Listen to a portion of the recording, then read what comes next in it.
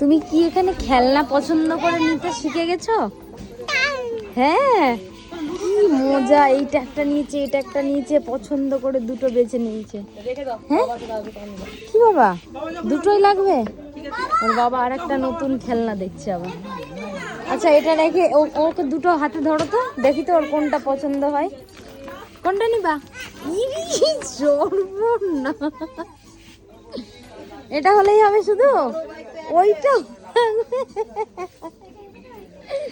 বাবা, এই ওইটা না, ওইটা না, তুমি পুতুল নিয়ে খেলো না, বললে লাভ নাই।